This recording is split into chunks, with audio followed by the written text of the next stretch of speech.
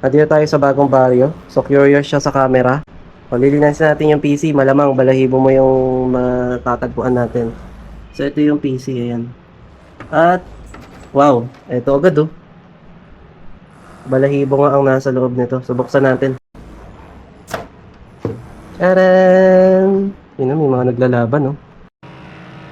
Oh, yun, oh. Meron pa banig sa taas, oh.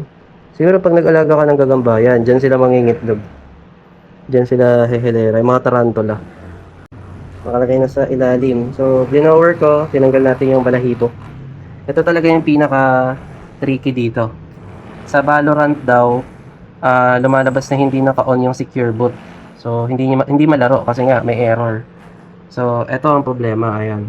Ang BIOS, UEFI, pero ang secure boot, off. So, tatlo yan, ang dahilan ba't off yan. Naka-off sa BIOS, or, yung BIOS kahit naka-on, kailangan mo muna siyang i-update para supported niya yung Windows 11 at yung UEFI, or may problema sa key management. Ang ginawa natin yung key management, secure boot on na. So, hindi na natin in-update yung BIOS, yung key management lang ni-restore. Tapos okay na. O, yun lang yung solusyon. Huwag nyo nang gawing komplikado. Okay na yung Valorant. Hindi na siya nag-error. Nakakapaglaro na. Paano masabi?